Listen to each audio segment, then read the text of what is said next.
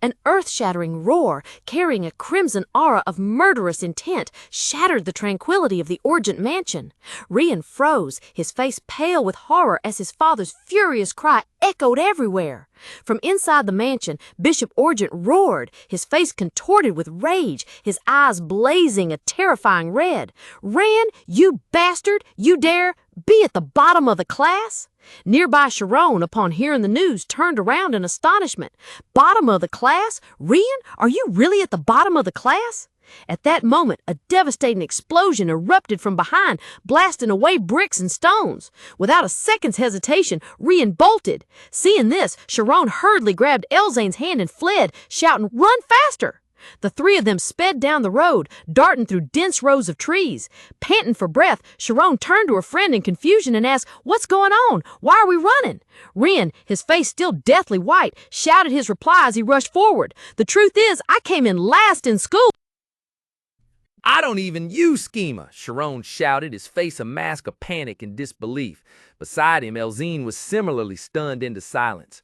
The group hastily ran along the dirt path through the dense forest. Shirone, turning his head as he ran, angrily yelled at Rian, who was leading the way, "What? Just tell him the truth. Why go through all this trouble just to hang out?" In response, Rian challenged, "Just try it if you can." Confidence radiating from his face, Rian gleefully boasted, "My dad's an official level 4 swordsman, you know." Before Rian could even finish reveling in his joy, a gigantic crimson aura blade suddenly erupted behind him.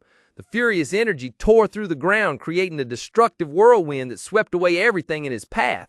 The jovial atmosphere instantly vanished, replaced by utter terror. Rian, who had been bragging just seconds ago, now screamed in abject panic, "Ah! Why did I do that?" The power of the terrifying slash was so great that even the stone horse statues lining the road shattered into pieces. In the chaos, Elzine ran while desperately holding on to her straw hat, her face etched with fear. Just then, the red-haired girl running beside her quickly grabbed her arm, pulling her friend out of harm's way.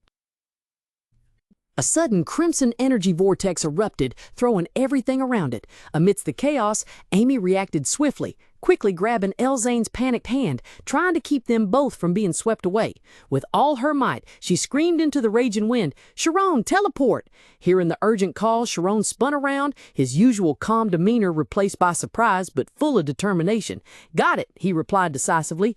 At the same time, Rian was also caught in the energy's influence. He was yanked backward and only managed to scream, "Ah!" Without a moment's hesitation, Shirone stomped his foot on the ground. Immediately, a brilliant blue magic circle spread out from under his feet, the ripples of pure energy causing the ground to tremble slightly.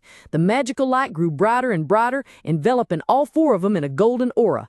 In a flash, the group disappeared from the forest, leaving only rustling leaves and the echo of a spectacular escape.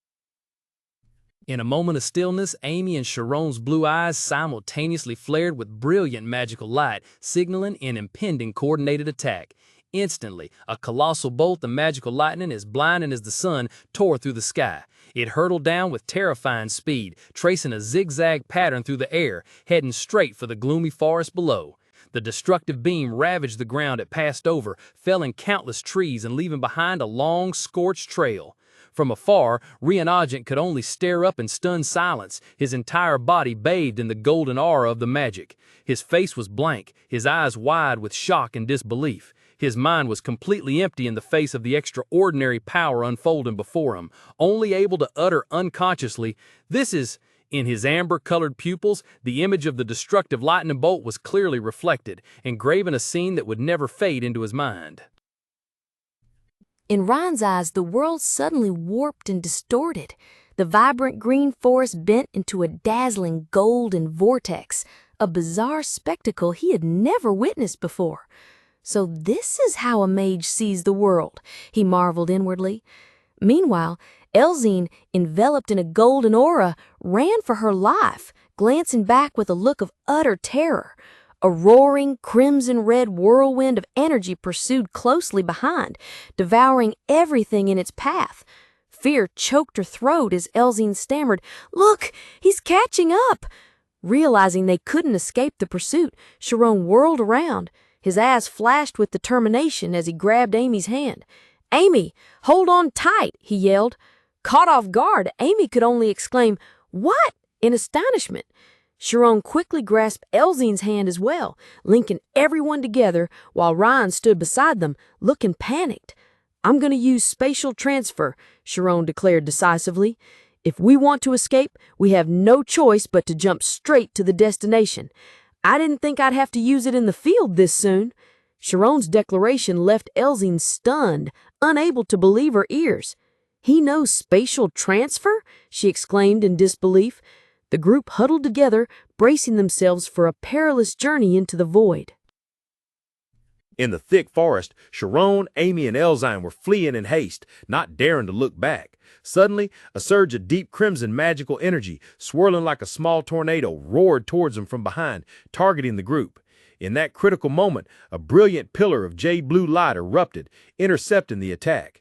In a blinding flash, Shirone teleported the entire group out of harm's way.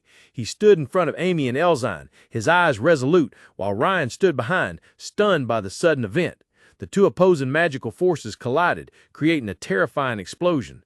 Blazing red beams of energy tore through the air before that terrifying power slammed into the ground, creating a deep crater and flattening everything around it. Smoke, dust, and shattered debris flew everywhere. From a distance, Bishop Ogent slowly lowered his hand, his eyes fixed on the devastated scene where his attack had just been blocked, an eerie silence enveloping the forest that had just endured a storm of fury. The deep crimson energy faded away, leaving Bishop Ogent alone amidst the desolate scene. He reached out his hand into the air as if trying to grasp something that had just slipped away.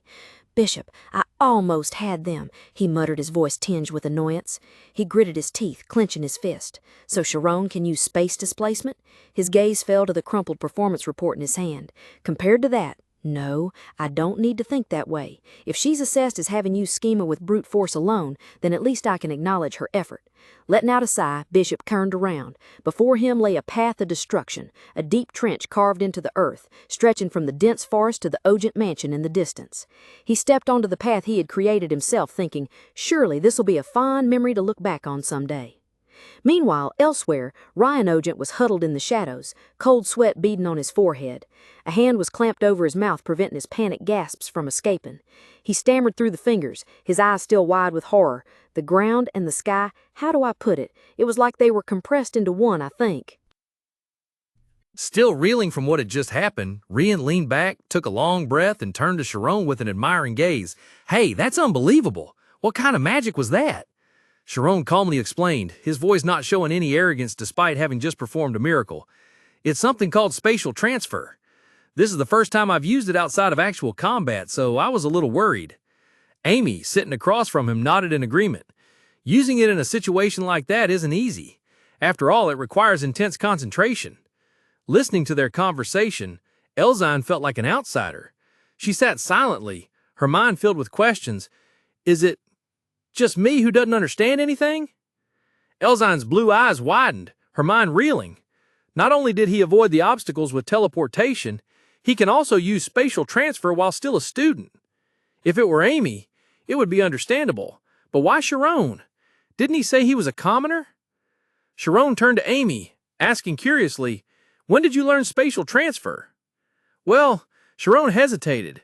Before he could answer, Elzine spoke up, her eyes piercing into him, trying to find a reasonable explanation. Shirone, how did you learn magic? I heard that if you can't use the spirit realm, you can't even get into the magic academy." Shirone smiled faintly, glancing at his best friend. "Oh, that's thanks to Rian. With the help of the Ogent family, I was able to enroll in the magic academy." The explanation seemed to clarify some of Elzine's questions, and she nodded as if she understood. "Ah, I see. So, then you must have been competing with the nobility since you were a little." Hearing Elzine's deduction, Amy remained silent, her eyes narrowed, with no intention of interfering. Rian calmly interjected, his voice even but firm. "That's not it, Tess. Shirone has only been enrolled for half a year." The news stunned Elzine, her green eyes widening in surprise. "What? Half a year ago?" After a moment of bewilderment, a glimmer of understanding dawned on her. "Now I get it," she murmured, her gaze fixed on Shirone with utter admiration. "I understand why someone like Rian would decide to swear knightly allegiance to him. So, you're a genius." As soon as she finished speaking, a deep sense of regret washed over Elzine. She suddenly bowed deeply, burying her face in her hands in embarrassment. "I'm so sorry. I said unforgivable things. And you too, Amy. I apologize to you too. If someone dared to belittle my boyfriend like that, I would definitely go crazy too." The sudden apology and the unfortunate misunderstanding flustered Amy, who had been silent until now, her face flushing red. "What? I didn't say anything, and he's not my boyfriend." In the midst of all this, Rian's hearty laughter broke the tense atmosphere. He leaned to the side, unable to hide his amusement at the comical situation. "Ha ha ha! Sorry, Tess doesn't know anything about Shirone." Standing between Amy and Elzine, Rian smiled reassuringly. She's quite direct, but she doesn't mean any harm. If you feel uncomfortable, just say so. Amy, a little flustered, quickly replied, "Okay." Elzine immediately chimed in enthusiastically. "That's right. How could anyone think otherwise? How can someone be both breathtakingly beautiful and possess such outstanding magical talent?" Elzine's blunt and almost crude compliment made both Amy and Shirone, who was standing next to her, blush. Amy even had a nosebleed, so embarrassed that she could only think to herself, how can she say such embarrassing things without any shame? Elzine continued to shower her with admiration. "Amy, you used schema to keep up with me earlier, right? You're good at magic, and you can even use schema. You're really good at everything." However, amidst the torrent of praise for others, she thought wearily to herself, "It feels like my spirit is being eroded in real time." The carriage rolled along the cobblestone road, taking the four of them through the city. Inside, the atmosphere became much warmer and more open. Shirone recounted how they had shared each other's stories throughout the journey. Perhaps because they were all students of a similar age, they easily found empathy and understanding. The initial awkwardness had dissipated, replaced by lively conversations and cheerful laughter. And so in that cozy space, Shirone was able to confide her secrets to another friend. Under a clear blue sky, a seagull soared freely. Below, the port of Creus appeared grand and bustling, with massive sailing ships anchored, ready for long voyages. On the deck of a ship slicing through the waves, Shirone leaned against the railing, his eyes shining with excitement. The sea breeze ruffled his blonde hair. "Wow, this is my first time on a ship," he exclaimed delightedly, his radiant face unable to hide his joy. He turned, eagerly asking his best friend standing behind him, "How long will it take to get to the island?" Rian calmly replied, "About 5 hours, I think." "Whoa!" Shirone exclaimed in astonishment once again. At that moment, Amy approached, holding a book. "I did a little research beforehand." Elzine, wearing a wide-brimmed hat, smiled admiringly. "You really are thorough." Amy flipped through the book, beginning to explain clearly. Galleon Island has an area of about 1,500 square kilometers. The island is crescent-shaped, and the northern half is enclosed by a steep cliff. There's a port in the south, which is also where the residential and recreational areas are concentrated. Aboard the ship gliding gently across the azure water, Amy leaned against a seasick Rian, pointing towards the distant, dense forest where an ancient structure peeked through the foliage. "Those ruins are to the east. They say it used to be a temple of the Kurgo civilization, which collapsed 2,000 years ago." Hearing this, Rian weakly asked, "Is that the relic you're researching, Shirone?" Shirone's eyes immediately lit up, a radiant smile appearing on his lips as the thought of a collapsed civilization filled his mind. He turned to Amy, curiosity overriding everything else. "Why did that civilization collapse?" Amy was slightly flustered by the unexpected question, stammering, "Well, that's—" Meanwhile, Elzine stood nearby, gently stroking her golden hair blowing in the sea breeze, smiling with amusement. "Exploring relics, huh? Vacations are nice, but trips like these are interesting too. And with mages along, it feels like a real adventure. I heard mages are usually quite sensitive and difficult to work with, but if the mage is this cute, then anything goes." However, 5 hours later, the initial cheerful atmosphere had completely dissipated. Shirone and Amy sat next to each other in silence, both wearing tired and irritated expressions after the endless academic discussion. Elzine trembled violently, her beautiful face now deathly pale with sheer terror. Standing beside her, Rian was also frozen, his gaze blank as he stared ahead. Elzine's blue eyes widened, filled with panic as she clutched her hands to her chest, her voice breaking into a shrill scream. "The mages! They're so terrifying!" In a world teeming with wonders and mysteries, there existed an ancient civilization called Kurgo. This civilization once flourished on the majestic island of Galliant, but then abruptly declined around 2,000 years ago. Many archaeologists have proposed numerous theories, but the truth about the fall of the Kurgo civilization remains an unsolved mystery to this day.